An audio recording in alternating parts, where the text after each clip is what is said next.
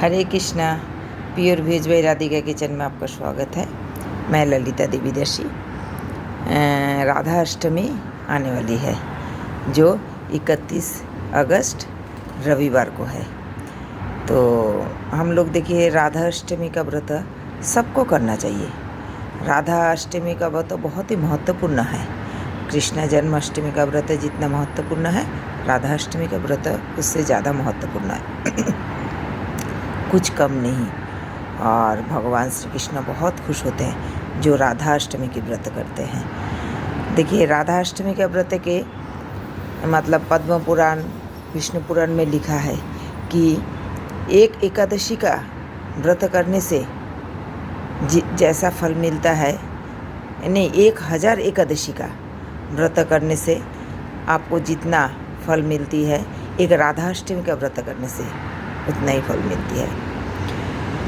सुमेरु पर्वत की तरह पर्वत जैसा आप सोना दान करो, उससे जितना फल मिलता है एक राधा अष्टमी का व्रत करने से मिलता है। राधा अष्टमी का व्रत बहुत ही महत्वपूर्ण है।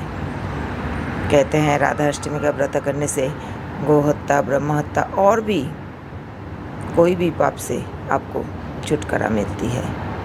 तो राधा अष्टमी का व्रत हमें बहुत श्रद्धा से और सबको करना चाहिए। कृष्ण का अभिन्न अंग है राधा रानी। भगवान श्री कृष्ण और राधा रानी में कोई अंतर नहीं है, एक ही आत्मा है। दोनों अलग अलग देह धारण किए हैं। इसका यह अर्थ है कि माधुर्य रस आस्वादन करने के लिए कृष्ण और राधा की दिखाए हैं। कृष्ण और राधा में कोई अंतर नहीं है। कृष्ण शक्तिमान है तो राधा रानी पूर्ण शक्तिमान है। कृष्ण की बाएं अंग से एक ज्योति निकलकर राधा रानी की आविर्भाव हुई है। राधा रानी तप्त गुरु तप्त है। और দেখুন, রাধা অষ্টমী আসছে, তো আমাদের রাধা অষ্টমীর ব্রত সবাইকে করা উচিত। রাধা অষ্টমীর ব্রত খুব মহত্বপূর্ণ। সব ব্রতর দেখুন, যেরকম আমরা একাদশী করি, 1000 একাদশী করার পরে যে ফল পাওয়া যায়, একটা শুধু রাধা অষ্টমী ব্রত করলে সেই ফল পাওয়া যায়। আপনি সুমেরু পর্বত সমান দান করুন, সোনা দান করুন, যে ফল রাধা অষ্টমীর একটা ব্রত করলে তার থেকে 100 গুণা বেশি ফল পাওয়া যায়, পূর্ণ পাওয়া যায়। রাধা অষ্টমীর ব্রত করলে ব্রহ্মহত্যা, গোহত্যা সব থেকে মুক্তি পাওয়া যায়।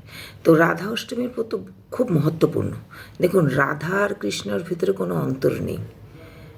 রাধা কৃষ্ণের বাঁ অঙ্গ থেকে একটা জ্যোতি বেরিয়ে রাধা রানীর আবির্ভাব হয়েছে। তাই রাধা কৃষ্ণ একই।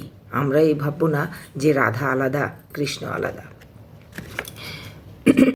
राधा अष्टमी का व्रत कृष्ण जन्माष्टमी के बाद आती है।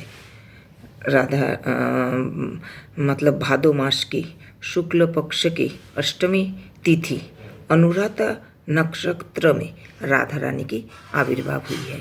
देखुन, भाद्र मासेर शुक्ल पक्षेर अष्टमी तिथि और अनुराधा नक्षत्रते राधा रानीर आविर्भाव हुए। राधा अष्टमीर व्रत खूब धूमधाम से सबाई আমরা করব।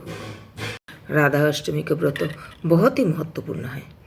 देखिए, सड़क और नरक बोल के कोई कुछ है तो है ना। तो मतलब हमें मतलब ऐसा काम करना है कि स्वर्ग में जाना है। देखिए, नरक होती है 28 तरह की। দেখুন, স্বর্গ আর নরকগুলো তো আছে, হ্যাঁ না, সবাই আমরা জানি। তো আমরা এরকম কাজ করব যেন আমাদের স্বর্গে যেতে হয়। আর নরক হচ্ছে 28টা ধরনের। মানুষ যেরকম যেরকম কর্ম করে সেই অনুসারে তাকে সেই নরকে পাঠাতে হয়। देखिए, 28 तरह के नरक में जैसे लोग कर्म करते हैं उसको उसी तरह नरक में भेजते हैं। इसीलिए सब से मुक्ति पाने के लिए हमें राधा रानी का व्रत बहुत ही धूमधाम से करना चाहिए। और मैं आशा करती हूँ आप लोग भी करेंगे। राधा रानी देखिए, सुबह उठ के कुछ नहीं, नहा धो के थोड़ी सी भोग बना, मतलब 12 बजे तक है राधा अष्टमी का व्रत, सारा दिन भी नहीं। तो आप राधा रानी को कुछ बना के ऑफ़र कीजिए और फिर 12 बजे के बाद आप खा लीजिए। দেখুন রাধা অষ্টমীর ব্রত দুপুর 12টা অবধি, কোনো সারাদিন থাকতে হবে না ব্রত। আর সকালবেলায় কিছু বানিয়ে রাধারানীর সামনে দিন, রাধারানীকে খেতে বলুন, আর তারপরে সেই প্রসাদ আপনারা খান, দেখবেন সবার খুব মঙ্গল হবে। হরে কৃষ্ণ।